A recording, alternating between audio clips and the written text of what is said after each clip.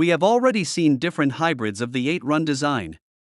In a more general sense, an 8-run design can include up to 7 factors.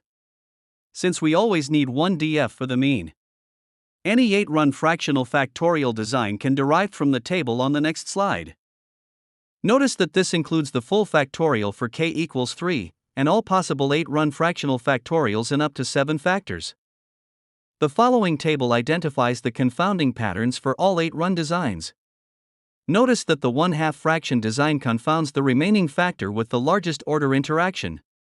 The reason for this setup is because for 8 runs, they include the largest number of factors at a given resolution. Take a minute to convince yourself that the 2-4-1 is resolution 4, and 2-7-4 is resolution 3. We can use those designs to find any other 8-run designs. We do this by removing factors. To get a 2-6-3, we would drop one factor from the 2-7-4 design. Take the time to do this, and then convince yourself that this design is residential the third. We call the 2-4-1 and 2-7-4 designs nodal designs because for the given number of runs, they include the largest number of factors at a given resolution. We can get all of the other designs by removing terms from the nodal designs. We will see something similar when we talk about 16-run designs. Here is an example where we derive the 6-factor design in 8 runs from the nodal design 2-7-4. We will see this by looking at the alias structure. Let's first drop factor d. Now by doing this we see that we have lost a term in each chain, but the resolution is still 3. Note that the resolution is unchanged. In order to increase the resolution, we would need to drop 3 terms, then it becomes a 2-4-1 residential 4 design. A common use for 8-run designs is as screening experiments. A screening experiment is typically used as part of a sequential approach to experimentation. So we should first talk about the sequential approach and why it is better than a one-shot-at-a-time approach. Produces more information on the factors per response.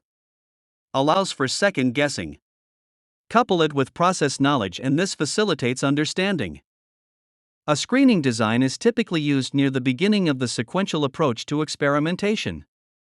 It is a design by which we are interested in reducing a large pool of potential factors down to the vital few. This is done usually by ignoring the entire chain and only being concerned with the main effects that belong with the chain.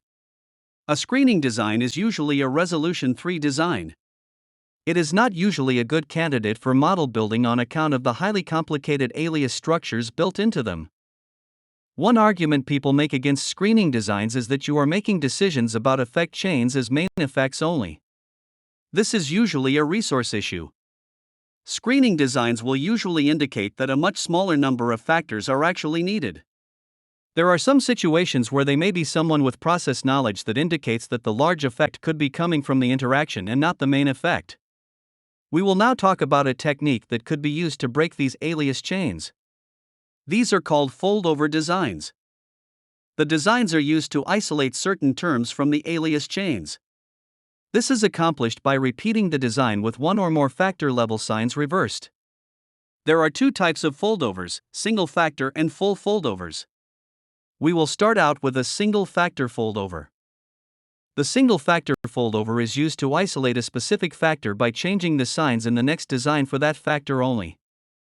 Now by combining this design with the previous one, we have isolated all effects that include the factor of interest.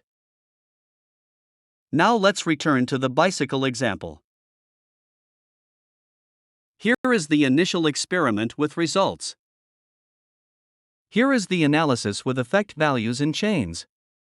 Recall that the effect chains that included dynamo, B, and gear, D, were large. With the given process knowledge about factor D, we will run a single factor foldover on factor D. Notice here that all of the signs for the levels of D have been reversed. Here is the analysis of the second experiment. Notice in the alias chains that any term including factor D is now a negative. This of course is because we flipped the sign on factor D. Also notice that the chains that include B and D are still larger than the rest. How do we put the 2 analyses together? In order to find the isolated effect for the term with D in it, we will add the effects and divide by 2. In order to find the effect for the remaining chain, we will subtract the effect from the second design from the effect from the first design and divide by 2. From this, it is apparent that the large effect came from the main effect of factor D. Now we repeat this process for the remaining chains, isolating the terms with factor D in it. Based on the above results, the remaining large effect came from the B plus CF plus EG chain. Given that the overall STD error is small, it would seem that those effects are real. The problem here is that we only found where one of the two large effects are coming from. Now if we have no idea about factors, we could run a full foldover. This will deconfound all of the main effects from their chains. This is done by reversing all of the signs throughout the entire design. This is sometimes referred to as the mirror image design. This type of foldover design will actually raise the resolution of the design from 3 to 4. The question that you should ask yourself is, why would we want to run the residential 4 design if we have enough resources to run the residential the 3rd design? This is an example where we are accessing the focus ability of the human eye. There are 7 factors in this study. Based on the initial results, it seems that the A, B, and D chains may be active, but we can't be sure. So the experimenter decided to run a full foldover. The results of the second experiment show again that the same chains seem to be active. Now we should put the results together. Based on the combined results, it seems that the main effects for B and D are active, but not the main effect for A.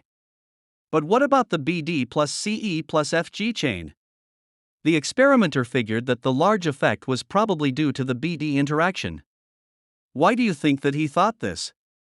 Does this seem valid to you?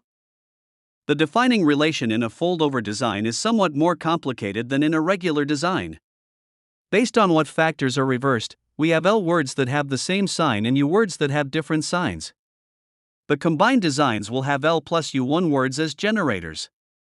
These will be the L words with like signs and the U1 words consisting of even products of the words of unlike signs.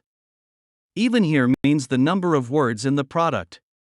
So if U equals 3, one of the word will not be the product of the 3 words. Finally, we need the product of the like terms with the unlike term generators. For our iFocus example, we get 1 like term and 3 unlike terms. Now we keep the like term, ABCG, as a generator and find the even products of the unlike terms, BCD, ACDF, ABF. Then we get the products of the like term generators, and the unlike term generators, ADEG, BDFG, and CFG. This leads to the defining relation as seen here. Notice that it is residential 4. We can use foldovers in resolution 4 to deconfound pairs of two-way interactions. This will only work for single factors. You should convince yourself that if you try it for the entire design, that you get back your original design. 16-run designs are frequently used and can accommodate up to 15 factors. The 3 fractional factorials presented represent the nodal designs for resolutions V, 4, and 3 respectively. The table on the next slide show the nodal designs and can be used to create any of the other fractional factorial designs in 16 runs. Notice that for the 1/2 fraction design in 16 runs, we choose the largest interaction to confound with the remaining factor. Also, for any fraction smaller than 1.2, but still residential 4, we do not choose the largest interaction. This reinforces what we saw when we examined 8-run designs. The 2-15-11 design is typically used as a screening design. In this case, we are just interested in main effects. Here is an example of a 2-15-11 design. The experimental objective was to reduce shrinkage of post-extrusion speedometer casings. For each TC, 4 pieces were measured and the response variables were the mean and log of the variance of the 4 pieces. The confounding for 11 factors left is given above, which leads to the generators that you see here. We know that this is a residential the 3rd design because it is the nodal design. You could convince yourself of this by finding the defining relation. Based on the effects, it would seem that at least the chains that include factor J and O seem to be large. Now let's take a look at the half effects plot. Based on the half effect plot, it would seem that only the chain with J might be active. Now, based on the size of the effect, would you assume that O is not? Remember that effect plots are subjective, and this one is subjective to what the programmers in Minitab decided. In this case, based on the effect sizes, I would at least keep J, O, and maybe even K. Let's drop the other terms and see what happens. Based on the effects for the log of the variance, it doesn't seem that any of the effects are big enough to be considered active. We can verify this by creating a half-effect plot for this data. A half-effect plot verifies that there are not any active effect chains for this response. The one effect that is farthest from the line is the chain with H in it. You can convince yourself that this is not active by dropping the other terms and running a hypothesis test for the H chain. Plackett-Berman designs were created in the 1940s to aid in military stackups. The number of runs are all multiples of 4, so it should be apparent that some of the factorial designs are also PB designs. All of the non-factorial type of PB designs are considered non-geometric designs because they cannot be represented by some sort of cube or hypercube. This is the 11-variable, 12-run design found in Design and Analysis of Experiments, Montgomery, 2005 on page 321. Based on the results, it seems that we have at least 5 effects that might be active. Before we can even start to check this, we should consider the alias structure of the design. For the design in the previous example, every main effect is aliased with every two-way that does not contain it. Also, each two-way chain includes 45 terms in it. These designs should only be used for screening purposes. A design is saturated if the number of factors is n1, so that all the df are needed for main effects. A supersaturated design is one in which we do not have enough df to estimate all of the main effects. The problem here is that we don't know how to decide which effects to estimate.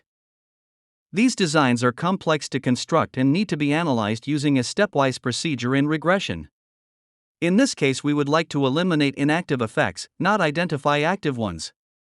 Should only be used in dire circumstances.